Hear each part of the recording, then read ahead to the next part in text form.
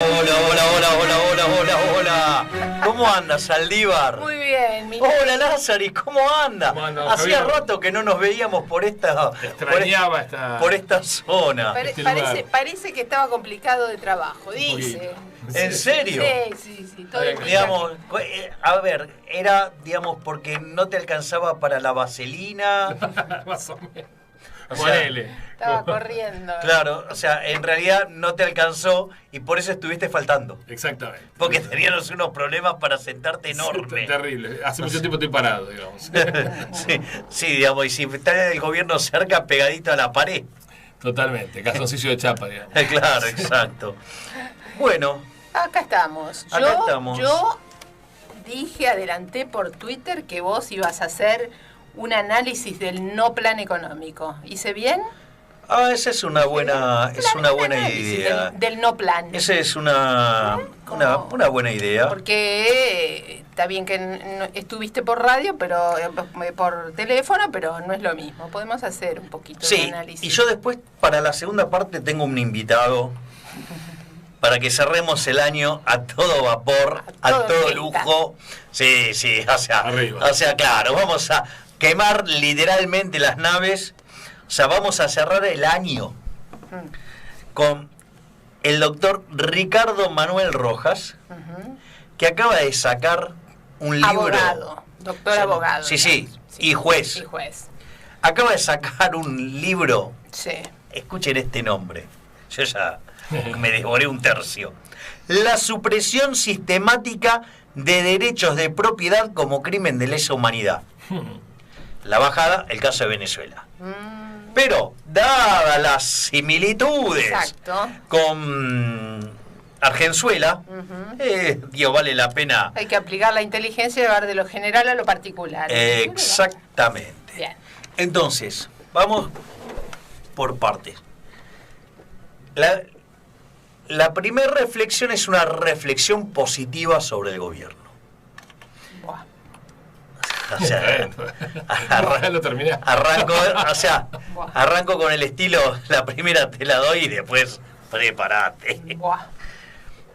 A ver, lo que yo podría tomar de modo positivo de el gobierno es que parece que aún en sus retrógradas mentes tomaron al menos parcialmente conciencia del quilombo que tenemos. Tomaron conciencia, por ejemplo, a ver, estos tipos que siempre dijeron que emitir no causaba inflación. A ver, recordemos la señora Marcó del Pont diciendo que, digamos, vos emitís y la inflación baja, o sea, Sí, sí, y no sabe que es una cuestión de rezagos. Pero bueno, o sea, parece que entendieron que emitir causa inflación, parece que entendieron que el default es un problema asociado al déficit fiscal. Pero hay una nueva emisión ahora, ¿eh? Güey, ya lo sé, Ah. pero lo que quiero decir es esto. Tomaron conciencia de la magnitud, al menos lo suficientemente importante como para estar asustados, y después de proponer jubileo, Sí. arrancaron con un impuestazo. Digo, primer conceptualización, es decir, si yo tengo que decir algo positivo de esto, es tomaron conciencia. Ahora, el punto no es entonces en que hayan tomado conciencia o no, sino entonces ahora cómo resuelven Claro, el resuelven problema. mal. Bien, exacto, a eso es lo que quiero ir. Entonces ahí el problema es, a ver, lo resuelven con un impuestazo. Entonces la pregunta es, mirá, la verdad es que Argentina, fruto de la presión fiscal que tiene, no crece su PBI, porque oscila en torno a un mismo valor, desde el año 2011. Es decir, que desde el 2011 hasta acá, el PBI per cápita en Argentina acumula una caída de 12%. Es decir, somos más pobres literalmente. Punto uno, o sea, claramente Argentina tiene un problema de no crecimiento. O sea, y además nuestro PBI per cápita está un poquito abajo, O sea que está parecido al que teníamos en el 2007. O sea, estamos frente a una situación verdaderamente un desastre. Perdimos 12 años. Está claro que, evidentemente, tenemos algún problema. O sea, en otros países del mundo civilizados hubieran crecido, me hacen la cuenta, ponele, no sé, algunos de los que crecen, que convergen, que son, digamos, que están en un estadio de desarrollo, que crecen, ponele 4,5. Sí. 4,5 a la 12, decime cuánto es. 1,045 elevado a la 12. Pero no eleva esta. Pero no, sí que eleva. Lo tenés que transponer.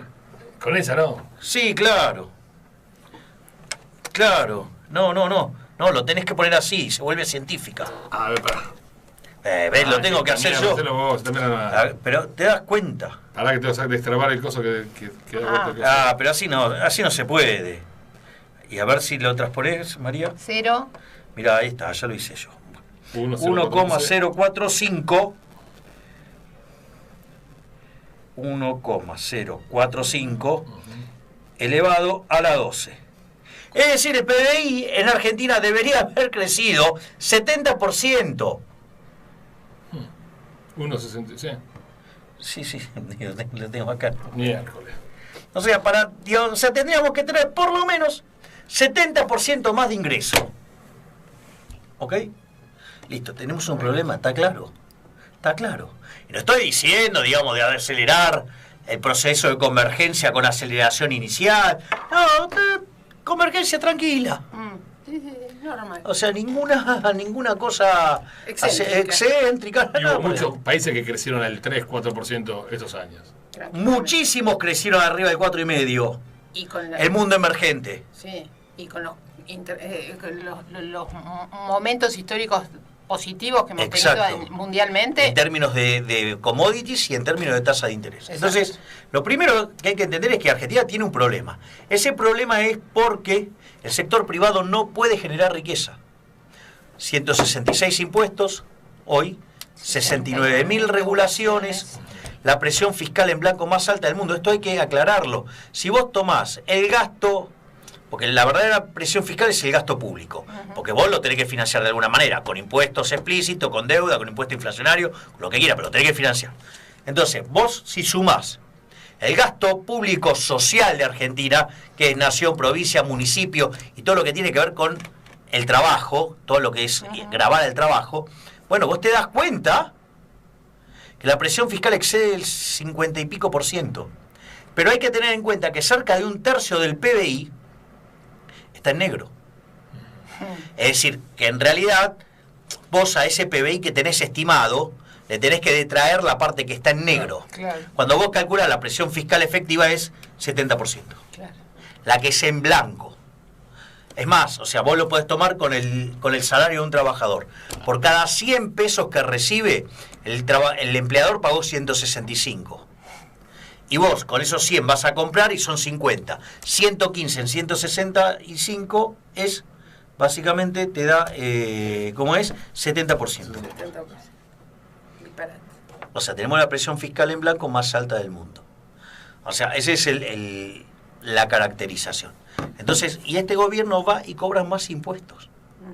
O sea, en lugar de bajar el gasto, que es lo que tiene que hacer, entonces ahí aparece otro problema.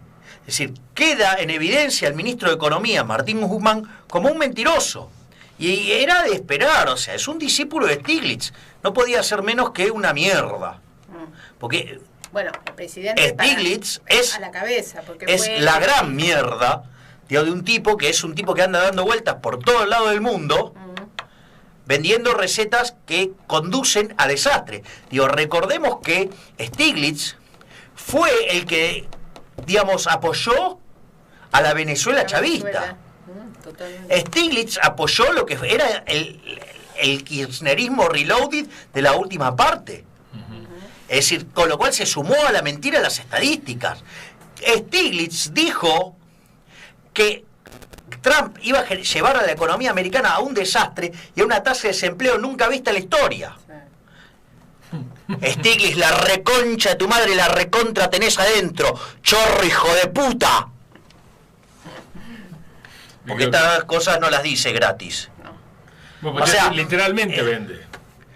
Vende literalmente. Es más. Pero no estaría mal. Pero no, a ver, en un momento, no, porque dicen, no, porque el premio Nobel. Yo les voy a contar algo.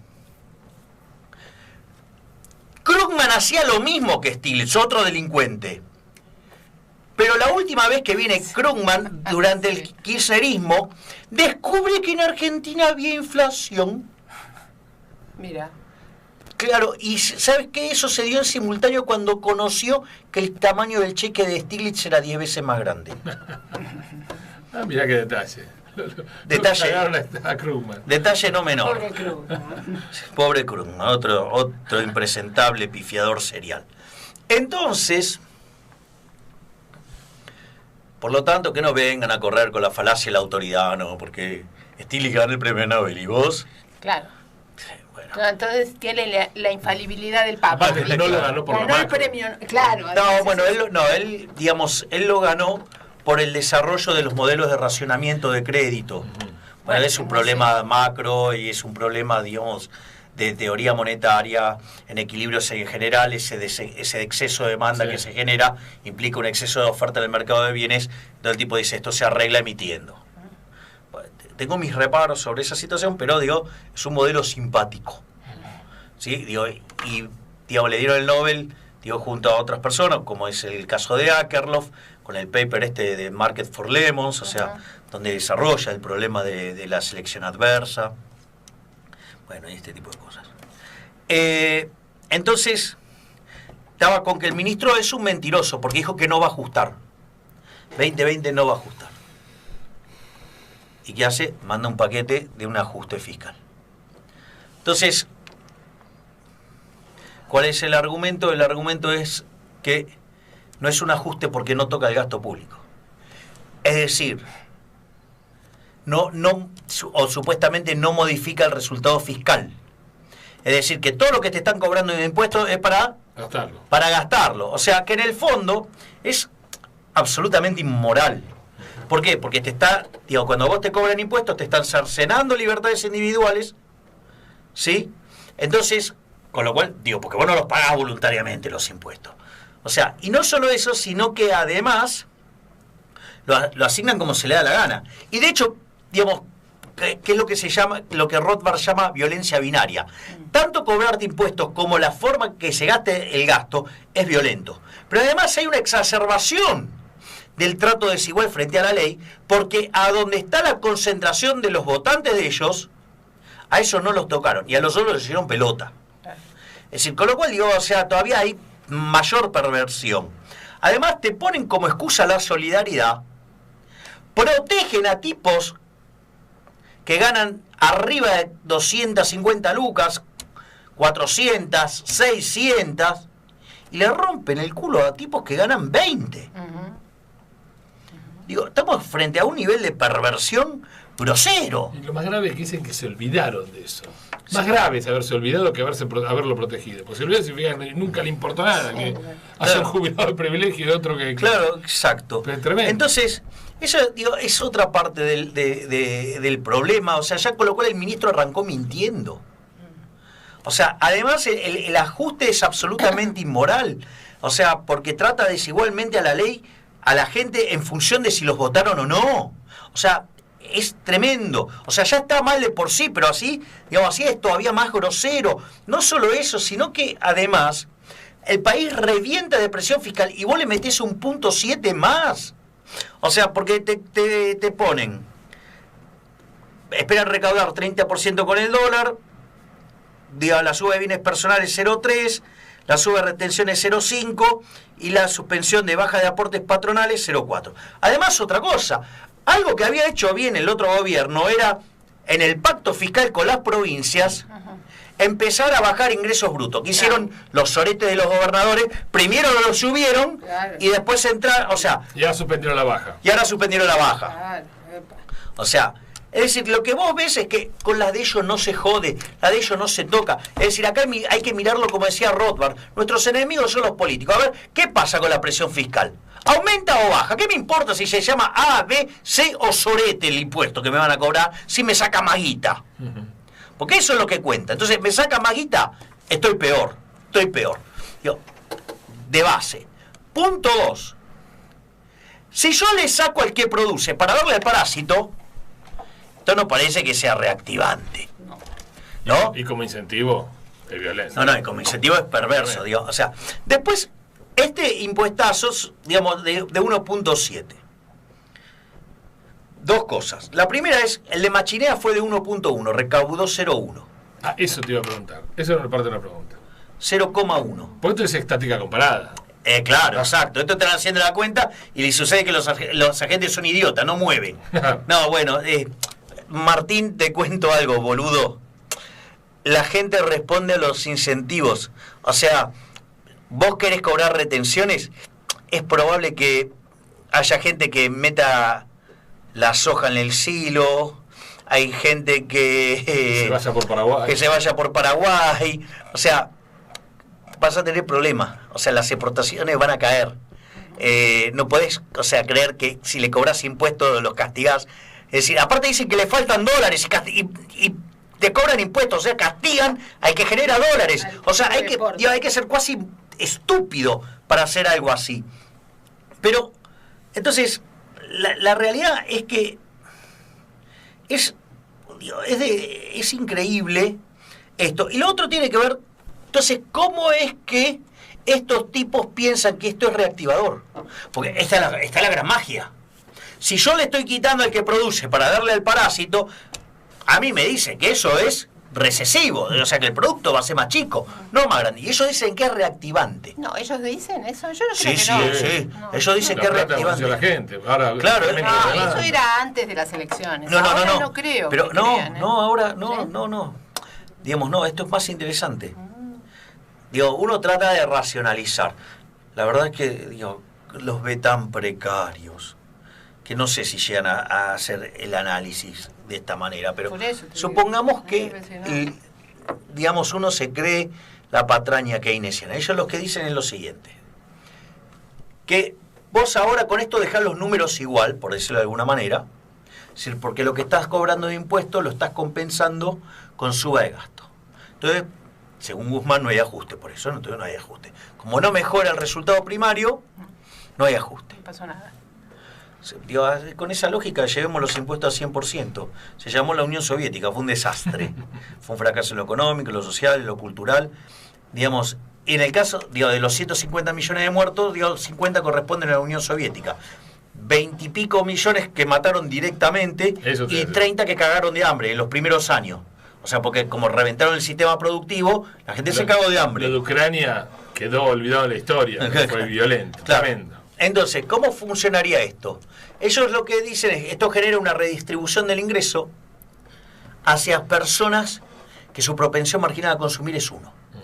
Entonces sube el multiplicador y al subir el multiplicador hay más actividad económica. Entonces genera más actividad económica y eso le genera un plus de recaudación fiscal que el resultado fiscal mejora. Esa vendría a ser la lógica. Perdón. Perdón, dale. Sí. Claro, pero bueno, la reparación histórica es eso. Claro. Perdón. La reparación histórica claro. fue eso, justamente, buscar subir el multiplicador keynesiano. Sí. Ahora, ¿cuál es el problema? Termino Sí, y dale. ¿cuál es el problema con el multiplicador keynesiano? Que es una falacia, que es violar la restricción de presupuesto. Lo voy a hacer con un ejemplo apto para primates, no sé si es apto para los economistas del frente, kirchneristas. ¿cómo es que se llama? De todos. Exacto. De todos. De todos, perdón. De tóxicos. Entonces, Todo el suponete mundo. que tenés una economía que es 80 consumo, 20 inversión. Entonces tenés un ingreso de 100. Siguiendo la lógica del multiplicador keynesiano, digamos, o sea, en una forma muy, digamos, Básica. sin, digamos, consumo autónomo, vos podrías decir que 5 veces la inversión te da el PBI. ¿Sí? Entonces viene un iluminado, dice, vamos a subir la inversión de 20 a 40, financiada con emisión monetaria, y eso lleva el ingreso a 200 y el consumo a 160. Digo, si eso fuera cierto, ya estaríamos en el paraíso. Por algo no lo hace. ¿Por qué? Porque en realidad cuando vos generes ese aumento de la inversión de 20 a 40, financiado con emisión monetaria, vas a generar un desastre monetario para generar la tasa de inflación que redistribuya desde los que menos tienen hacia los que más tienen para que el ahorro aumente y el ingreso siga siendo de 100 con suerte. ¿Ok? Por lo tanto, pasarse sobre eso es una falacia y por ende nada bueno puede llevar. Es decir, y lo otro que más me irrita, dice, no, bueno, no, a la política no hay que tocarla porque ese gasto no es significativo. Por favor, Saldívar. Políticos hijos de puta, ¿por qué no se van a la concha puta de su madre? ¡Hijos de puta! ¡Chorros! A ver, gasto del funcionamiento del Estado. Hasta el año 2007 era 5,4% del PBI. Hoy es 7,4%. No es significativo las pelotas, hijos de puta, y la concha de su madre. Ahí tenían para bajar 2 puntos sin tocarle la guita a nadie. ¿Sí? Ah, no, pero no es significativo. La concha de tu madre. ¿Sabes qué? Bienes personales es 0,3 del PBI. ¿Sabes qué? Digamos, las retenciones es medio del PBI. ¿Sabes qué? La baja de aportes patronales, 0,4 del PBI. ¿Sí? El 30% del dólar, 0,3. No son significativos eso, ¿no, hijo de puta? Entonces, son una manga de chorros. Es más, vuelvo a repetir, el informe del BID. Ineficiencia técnica, peor región del mundo. América Latina, 4,4% del PBI. Argentina, 7,2%. Filtraciones. Claro, y dentro de eso, el BID, que es un organismo multilateral bancado por los gobiernos, ¿sí? Inventa un término que se llama filtraciones, o sea, choreo. Y de choreo tenemos 5 puntos del PBI. Tenemos más choreo que ineficiencia técnica del gasto público. Son unos hijos de puta. ¡Chorros! Es decir, y como si todo eso fuera poco, el programa es inconsistente. Porque vos para poder repagar la deuda necesitas un superávit primario de 3 puntos del PBI. Si la economía pudiera crecer, o 3,5, si pudiera crecer al 3%, claro, cosa que no hace. Y no va a ser. Bueno, exacto. Por lo tanto, digamos, si vos no creces, el superávit primario que necesitas son 7 puntos del PBI. Y lo tenés que hacer bajando el gasto público, no subiendo impuestos, no cercenando libertades individuales, porque la economía funciona cada vez peor como consecuencia de esto. Por lo tanto, el programa es inconsistente. Al ser inconsistente, digamos, se vuelve de características transitorias. Entonces vos vas a ver transitoriamente que se desacelera la tasa de inflación porque te vas a estar comiendo el colchón que todos ya se la veían venir, ¿sí? Es decir, vos va a bajar la pérdida de empleos porque todo el mundo sabía que iba a venir la doble indemnización. Dijeron, no se va a aplicar. ¿Y qué pusieron? La pusieron, ¿sí? Digamos, ¿qué más? No solo eso. Entonces, ¿qué le van a dar rosca a la emisión monetaria para financiar el gasto público? ¿Sí? 250.000 millones de pesos en, digamos, en diciembre, más lo que emitió Macri. 600.000, que son 400.000 para deuda, 200.000 para gasto público. Tenés que pagar deuda los primeros 5 meses interna en pesos por 800.000 millones de pesos, 12.500 millones de dólares en dólares. Ah, bueno, digo, tenemos un quilombo de órdago. O sea, y como si todo esto fuera poco, el pelotudo del presidente del Banco Central, y lo repito así, el pelotudo del presidente del Banco Central, y voy a explicar por qué, dice, no, los saldos reales en la economía argentina cayeron un tercio, por lo tanto se puede emitir un 50% sin inflación. No, pelotudo, y te lo voy a explicar por qué, antes que hagas una cagada gigante.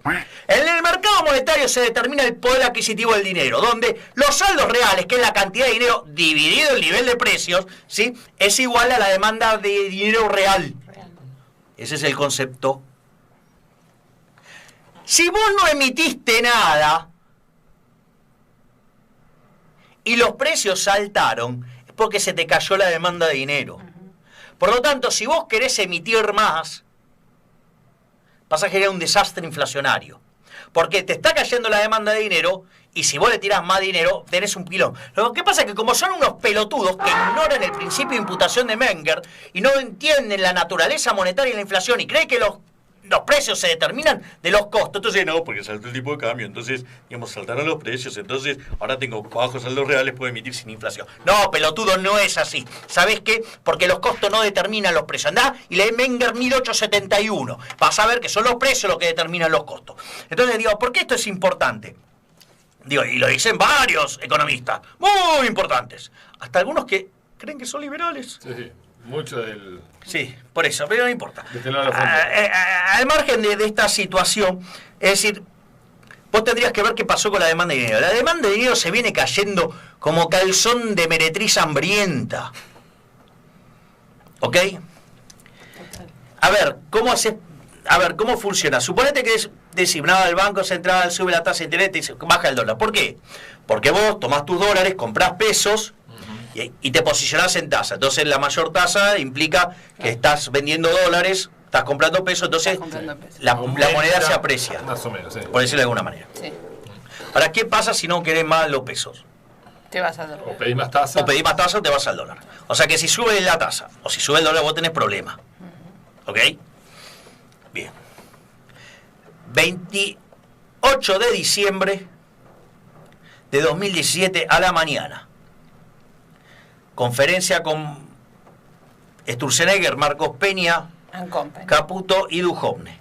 El problema era que la tasa de interés era del 25% y la querían el 20%. ¿Sí? El día anterior Sturzenegger había comprado dólares a 17 pesos. O sea que el tipo de cambio era 17. Hoy el dólar no sé cuánto ya es 81. No sé por cuánto se multiplicó. No sé, más de 4 veces. Sí, o sea... 82. Ponele 82. O sea, 4,76. O sea, 376% de devaluación. Me parece que hay un problema de repudio al peso, pero no importa. Y la tasa de interés, que estaba en el 25, hoy la tasa de interés de arbitraje, dado que el bono corto rinde 130 y pico por ciento más la expectativa de inflación de este año, la tasa, que es 50 y pico, la tasa de arbitraje es como 350%. De hecho, el bono de política monetaria rinde algo más o menos parecido. O sea, ¿qué parte no te das cuenta que no hay caso. Subió el tipo de cambio y subió la tasa de interés? Significa un repudio tremendo. Bueno, es decir, con lo cual los pesos... A ver, se te cayó la demanda de dinero. Entonces, aun cuando vos no emitas un centavo, tenés inflación. De hecho, te explico algo. Si a vos te llegara a caer la demanda de dinero a los niveles que estaba en la hiperinflación de Alfonsín, que era 0,2% del PBI, y hoy es 8% del PBI, los precios se te multiplican por 40. ¿Entendieron, manga de brutos? Aún absorbiendo pesos tendrías hiperinflación. Exactamente. Por lo tanto, como podrán ver, el programa es inconsistente. El programa, por ende, se vuelve transitorio. O sea, porque nadie hace un plan transitorio, todos quieren que sea permanente.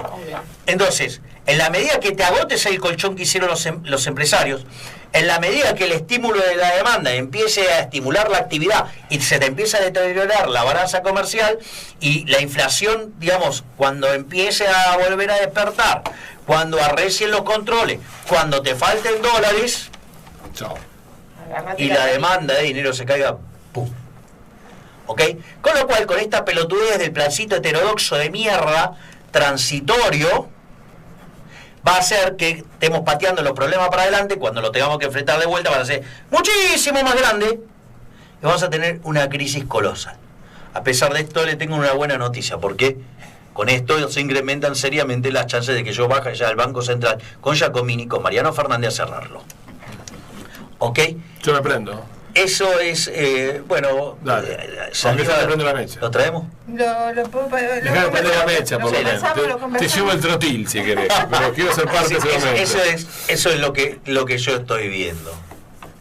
Es decir, estoy viendo mucha incompetencia y mucha mentira y mucha incoherencia, ¿no? Aquí está el problema, el problemón político. O sea, todo esto vos sabías, digamos, en lo económico sabías que iba a ocurrir. Bueno, pero nosotros no lo decíamos. piensan así, o no piensan así, digamos. No, pero digo, a ver, El pero problema político. pero yo siempre digo, aun cuando Alberto Fernández no fuera Milei, fuera Rothbard, ¿ok? Aún así, él no puede hacer otra cosa que peronismo clásico, porque si no hace peronismo clásico lo matan. Entonces, ¿qué hace peronismo clásico? ¿En qué deriva el peronismo clásico? En una piña. Sí. Ahora, dada la piña, si gana la Cámpora, con la bipolar de Tolosa a la cabeza, bueno, nos vamos a Venezuela. Ahora, del otro lado, ¿quién va a estar? Va a estar Alberto, va a estar Massa y va a estar los gobernadores peronistas. Digo, que me imagino que por una cuestión de supervivencia van a querer girar para otro lado. Puede ser que también quieran girar a Venezuela y vamos a Venezuela y ya está, y se acabó y listo. ¿Ok? Es decir, con lo cual ni para vaselina vamos a tener. Bueno, una pregunta, lo más saludable para la República, para el país sería una cuasi piña, que no llegue a piña, lo más pronto posible. No. Un susto lo más pronto posible. No, lo mejor que nos puede pasar, digo, Una flor de piña. porque si no la clase política no reacciona. O sea, ¿lo vieron al diputado ese? No, la clase política no ajusta. Y el hijo de puta dice, es que yo soy un trabajador. Ah, hijo de puta, ¿y nosotros qué, No. qué somos? Nosotros- Los que laburamos de verdad, la concha de tu madre. El senador decía. ¿Cómo se llama? Caserio, ¿no era? No sé, no sé. Caserio. ¿Y el nombre? Senador, no me acuerdo. Pero dijo, la clase política no está para hacer el No, está estamos para legislar. claro, está Y claro. uno en Twitter decía. Carlos Caserio. Carlos Caserio. Sí. Carlos Caserio, ¿sabés qué? ¿Por qué no te vas a la reconcha puta de tu madre, hijo de puta? ¿Vos qué te crees? Los que le sacan los impuestos, ¿qué hacen? ¿Que se hacen la paja, pelotudo? No, nos rompemos el orto laburando. ¿Para qué? Para pagarle a forros como vos que creen que tienen privilegios, que no laburan un carajo, que lo mejor que podrían hacer es no hacer nada, porque cuando hacen algo lo destruyen todo. ¡Soretes! Pero bueno, para saberlo. Él dijo que no, en realidad no estaban para hacer el ajuste los políticos, ¿no? Y uno en Twitter dijo, nunca había visto un hijo de puta tan honesto. Claro. Ahora, te puedo hacer una pregunta. Se dice que aumenta el precio de los bonos y los inversores están más tranquilos porque como le pegan el palo al sector privado, van a tener plata para ellos. No sé si están así. Pero ponele que fuera así. Ponele que un tipo comprara hoy un bono por el hecho de que fiscalmente van a recaudar un 0.7, un 0.8 y le van a pagar a ellos. Déjame hacer este supuesto. ¿Por qué yo me tengo, que soy el que uno de los que sufre los impuestos, como vos, como cualquiera, me tengo que apiadar de ellos cuando lo defoltea? ¿Me entendés? Vamos al primer Me parece que punto. hay una perversión en el bonista. Vamos a... Bueno, acá no estamos para juzgar perversión o todo. O sea, ¿violó la ley? No. Listo, ok. Digo, una ley que parece legítima al menos. Sí, no, está bien. Por Hizo ende, juego o sea, legítimamente, ponele. Por decir algo, vamos al primer punto. El mercado compra, ¿sí? Con el rumor o con la expectativa de que el ajuste tome lugar y vende Con la noticia. con la noticia. Es decir, si vos te fijás, cuando Machinea y De la Rúa anuncian el programa con el fondo, los bonos suben. Cuando asume López Murphy también. Y cuando asume Cavallo también. Creo que con eso lo dije todo. Es decir, con lo cual, porque cuál es... Es decir, aun cuando vos llevaras a la economía a lo sustentable, es decir, que puedas pagar, habría que discutir lo sostenible. Acá hay varios problemas. La primera es, aún Argentina no es sustentable. No es Claramente. sustentable. O sea, Argentina no puede repagar su deuda. La deuda se paga con superávit primario. Argentina no tiene superávit primario. Argentina necesita un superávit primario de 3,5 puntos del PBI, sí puede crecer al 3. Necesita 7. Si no querés el 3, Sí. Si no necesita 7, exacto. Bueno, ese es el primer punto. Por lo tanto, lo primero que diría es, mirá, durante la gestión de Macri, ni siquiera chequearon la sustentabilidad. Si estos llevaran un camino fiscal hacia los niveles de solvencia, suponiendo que el Excel se los aguante, ¿sí? No como el tarado ese de Rodrigo Pera que los hacía mal, que además es el responsable de hacer mal la cuenta en la 125. Lo recuerdo al señor Rodrigo Pena porque fue el que a Sperle lo llamó plateísta. Sí, sucede que los plateístas eran Cruyff, digamos, o sea, Beckenbauer, qué sé yo, la buena época, ¿no? Messi, y adentro estaban jugando sacachispa. Pero bueno, importa un detalle menor del equipo, el mejor equipo de los últimos 50 años que nos llevó a la D. Bueno, en realidad nos llevó a la C, a la D no va a llevar a Alberto, sí. con Guzmán y Stiglitz. Pero al margen de esto, aun cuando los números te dieran, tenés un problema de sostenibilidad, o sea, esto no es sostenible. Con lo cual, no te cierran ni por la sustentabilidad ni por la sostenibilidad. Con lo cual, digamos, inexorablemente nos vamos a pagar una piña. ¿No deberían poder quebrar los estados para que estos tipos hagan las cuentas correctamente? Bueno, yo ahora te voy a decir, si te defoltean, loco, jodete, vos le prestaste bueno, el día que te defoltearon, quebraste. Y vos el Estado, quiebra el Estado, como capítulo 11. O sea. Bueno, está bien, pero bueno, en eso estaba trabajando Ann Kruger cuando fue el quilombo con Argentina. O sea, pero sí, en el fondo, cuando vos defolteaste, quebraste. ¿Ok? Entonces, eso es lo que, digamos, yo estoy viendo. Y después no te olvides que hay instrumentos que son muy atractivos para fugar guita. Digo, por ejemplo, hacer contado con liqui. Claro. Entonces, digamos, o sea, vos ves todo esto y decís... Sí, no sé cuánto es indicador de confianza o indicador de fuga, claro. Así que qué bueno. Si a ustedes les parece, vamos a... Entonces también habíamos adelantado por Twitter que había un autor, que vos lo nombraste, exactamente, Ricardo Manuel Rojas. Explica por qué el robo del Estado, por parte del Estado, a la población a través de vía impuestos es un delito de lesa humanidad. Sí, exactamente. Esto dicho muy brevemente, y él nos lo va a explicar como corresponde. ¿Cierto, Ricardo? Hola, ¿qué tal? Buenas tardes, ¿cómo están? Un gusto hablar con ustedes. ¿Cómo estás? ¿Qué tal, profesor? ¿Cómo anda? ¿Qué tal, Javier? Un gusto hablar. A ver, nosotros estuvimos hablando del paquetazo de impositivo, expropiador y amoral que envió el gobierno, pero no es el primer gobierno que hace esto. Por ende, yo, digamos, tuve la suerte de encontrarme con su nuevo libro, La supresión sistemática de derechos de propiedad como crimen de lesa humanidad, el caso Venezuela, que usted lo escribe con Andrea Rondón García. Sí. Que digamos, yo he leído un tercio por ahora, me parece una maravilla su libro. Gracias, muchas gracias. No, aparte, mire, acabo de ser bastante explícito con la gente que me cae mal, así que sí, estoy hablando del libro así porque me gusta de verdad. Este es principio de revelación pura.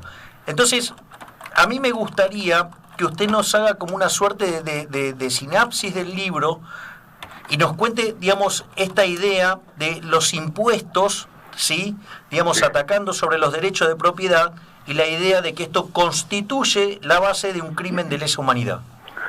Perfecto. Para ir un poquito más atrás, vos sabés que el liberalismo es le ha traído al mundo la mayoría de los grandes textos y los grandes declaraciones de derechos a lo largo de la historia, desde la Carta Magna para aquí.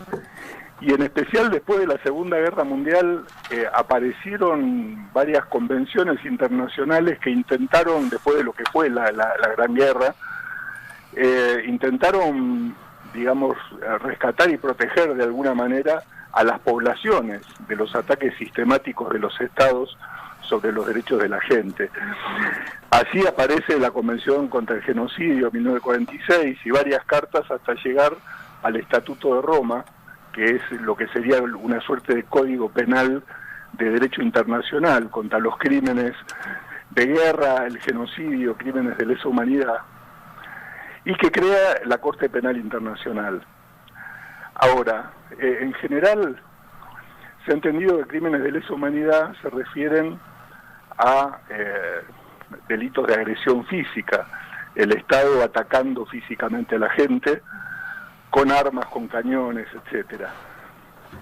Pero hay una forma indirecta que está prevista por el propio Estatuto de Roma, que es el sometimiento de las personas a situaciones que lleven a su gran debilidad física o moral o intelectual, y que la puedan llegar a la muerte por otros motivos.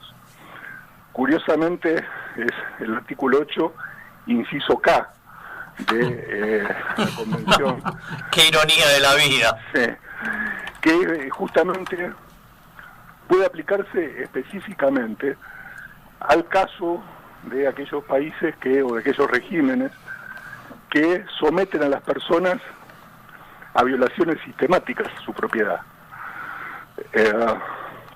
A ver, si yo una persona no la dejo producir, no la dejo comerciar, no la dejo comprar y vender, la mato con impuestos, la obligo a transar en una moneda que no tiene valor, esa persona a la larga se muere. Y eso es lo que ha pasado en Venezuela. Claro. ¿Verdad? Nosotros con Andrea Rondón, que es una jurista venezolana, hemos justamente estudiado este tema y, digamos, cómo el gobierno de Venezuela fue llevando a la gente, digamos, al hambre, a la enfermedad. Aparecieron enfermedades que ya no existían en Venezuela, y a tener que irse del país, al exilio. Eso debe ser catalogado como crimen de lesa humanidad. Claro. Oh, y después está la otra variante, ¿no? Porque digo, ok, quiero sobrevivir, entonces me vuelvo un esclavo del Estado, con lo cual, de vuelta, eso constituye otro delito de lesa humanidad. Bueno, y eso se puede, digamos, se puede combinar con lo que está pasando en Argentina, ¿no? Totalmente. Porque, a ver, lo que pasa en Venezuela, en realidad sigue las directrices de un manual que, si ustedes quieren, se puede, digamos, llevar hasta el Foro de Sao Paulo. Claro. Se cumplen 30 años. Y en realidad, países como Venezuela tienen la ventaja de que tienen petróleo. Claro. El petróleo es del Estado. Claro. En Argentina la riqueza es el campo. Claro. El campo es de la propiedad privada. Claro. La única forma de tomar esa propiedad es con impuestos, con retenciones, con restricciones, que es lo que ha hecho el gobierno desde el primer día. Sí, claro. Aparte, digamos, o sea, esto es interesante, porque además usted utiliza en el libro una definición de mercado a la cual yo adhiero perfectamente, totalmente, que dice, uno en el mercado lo que transa son derechos de propiedad. Claro. Es decir, de hecho, si yo tuviera que sintetizar el argumento por el cual, digo, se cae, digamos, el muro, por decirlo de alguna manera, es porque no pueden hacer cálculo económico. ¿Por qué? Porque cuando yo transo derechos de propiedad, digamos, o sea, no sé, entrego un bien a cambio de algo que puedo denominar dinero, independientemente a qué llame dinero, eso, digamos, me genera un registro histórico llamado precio. Ese precio se vuelve una señal. Los agentes se coordinan respecto a esa señal, algunos como compradores y otros como vendedores. Si la cantidad de demanda excede a la ofertada, digamos, subirá el precio o viceversa. Es decir, es un mecanismo de coordinación, ¿sí? Y ajuste. Entonces, ¿qué pasa? Cuando yo violento el derecho de propiedad, o sea, con impuestos, genero una distorsión. Y cuando directamente elimino el derecho de propiedad, que es el caso del socialismo real, digamos, de los países comunistas, digo, produce una descoordinación que el sistema se destruye. Entonces, digo, y eso genera desastres económicos, o sea, obviamente sociales y de todo tipo. Entonces, lo que a mí me parece interesante es cómo estas cosas, digamos, van relacionadas, ¿no? Porque, digamos, o sea, yo destruyo los derechos de propiedad, hay un delito de lesa humanidad, descoordino la economía, y cada vez que yo me meto este tipo de restricciones, ¿qué pasa? Me aparecen varios precios, ¿no? O sea, ¿por qué? Porque empieza a tratar de escaparme del control, de la persecución, por una cuestión de tratar de subsistir, ¿no? Entonces, en ese argumento se empieza a violentar la ley del precio único, es decir, que para cada mercancía haya un bien. Hoy hay 16 tipos de cambios. Si uno quiere tener idea de todo el daño que está haciendo este gobierno, Tenemos, dice María, sí. No, una consulta le quería hacer concreta porque la gente pregunta, están muy interesados, veo en Twitter. Concretamente, Rojas, lo que necesitamos como para arrancar a partir de esta noción que vos instalás tan brillante, ¿no? Es que un juez determine que los impuestos que nos han puesto, por ejemplo, en el campo o el que sea, son confiscatorios. Así arrancaríamos. Bueno, ese es uno de los puntos. Vos fíjate, la Corte Suprema históricamente dijo que más de un tercio de quita de la propiedad es confiscación. Eso ya se eliminó, porque ya de pronto impuesto a la ganancia te cobran más. 35, sumale, claro. Por eso, sumale todo lo demás. Por otro lado, la inflación es un delito. Estoy totalmente de acuerdo. Claro. Yo escribí hace poco, a raíz de que se estaba modificando el Código Penal, que el tipo de la falsificación de moneda debía incluirse a la inflación. Porque la inflación es falsificación de moneda. Totalmente. Claro. Entonces, si vos vas juntando todas estas violaciones, llegás a un punto en el cual el Estado es un violador serial de derechos. Exactamente. Y ese es el punto. Exacto. Yo creo que hay que partir de que la inflación y los impuestos son delitos, son crímenes. Claro. A partir de ahí hay que empezar a trabajar. Ricardo, Gustavo Lázari te saluda. Sí, ¿puedo hacer una mención? ¿Cómo te va? Sí. O sea, la inflación tiene dos partes, digo, la falsificación y la estafa. Claro. Por eso dijo, son Digo, delitos. Claro, digo, porque está la parte de la falsificación es que crea dinero, Sí. digo, ilegítimamente, o sea, y que el Congreso, digamos, se mira para otro lado porque termina generando un impuesto no legislado, pero además está la estafa. O sea, porque que son dos partes, porque yo puedo agarrar, falsificar un billete y, no sé, usarlo para ponerle un cuadrito en mi casa. Sí. Ahora, digo, cuando yo comercializo ese billete, estoy estafando gente. Sí. Ricardo, Gustavo. Lo que pasa es que más que estafa técnicamente es un robo. Exacto. Hay violencia, Vos estás obligado. Porque estoy obligado, claro. A tratos con esa moneda. El curso forzoso lo transforma en robo. A mí nadie me engaña que el peso no sirve para nada, pero me obligan a usarlo. Claro, exacto. Exacto. Ricardo, y por dónde tiene que empezar el trabajo de iniciar, digamos, este estudio por parte, diríamos, de la justicia? Porque a mí muchas veces me han mandado a hacer un juicio por cada administración y tenemos 2.300 municipios, 24 provincias, un Estado nacional. Es como negarme el acceso al derecho pidiéndome que haga 2.325 juicios. Sí, yo creo que hay que empezar por la cabeza. Claro. El presidente del Banco Central, el presidente del director de la AFIP, porque son los que organizan, digamos, el robo institucionalizado.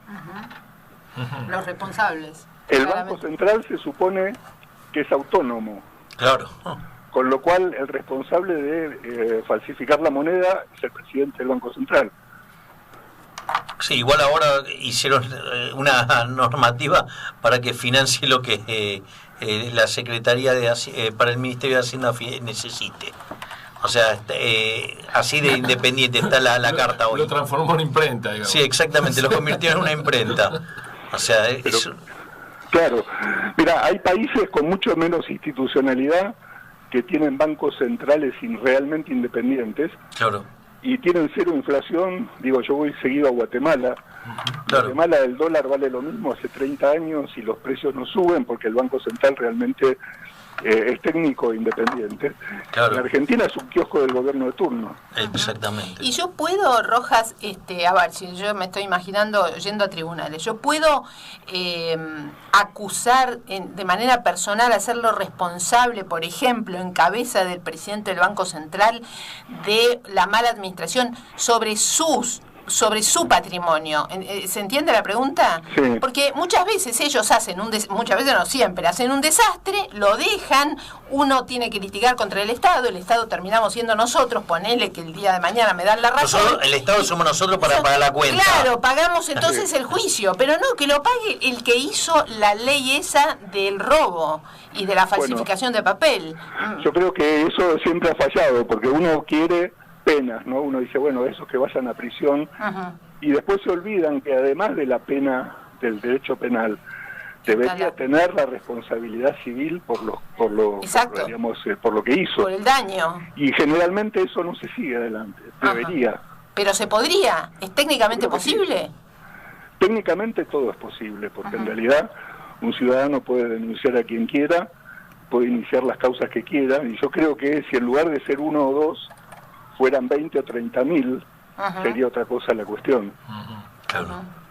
Interesante, ¿no? Porque esto de la responsabilidad personal, a ver, vos tomás una decisión que le cuesta a la gente o al Estado, vas a tener que responder con tu patrimonio. Y eso sería muy bueno porque además los futuros funcionarios se cuidarían un poco. Claro, exactamente. Ese es un principio que que el pobre argentino no tiene ni se le pasó por la cabeza. Claro, pero es totalmente así. Yo creo que hay que empezar justamente a buscar la responsabilidad de los funcionarios por los desaguisados económicos, y siempre tener en el norte que puede llegar un punto en el cual se conviertan en criminales seriales. Claro. Lo cual lo haría mucho más grave. Claro. Excelente. Bueno, a ver, la verdad que, digamos, hemos terminado el año por lo menos con una clase de un nivel majestuoso. No, porque lo que faltan son ideas. Claro. Y ultra novedoso. Claro, la verdad, profesor, quiero darle las gracias por permitirnos este lujo de cerrar el año con su presencia, con su opinión y con un tema absolutamente nuevo que los liberales de ley consideramos como directamente revolucionario. Así que agradezco infinitamente, y para todos los que nos siguen, feliz año, y el año que viene vamos a volver recargados. Feliz año para todos. Felicidades, gracias. Hasta luego, gracias. Hasta luego. Chao, chao.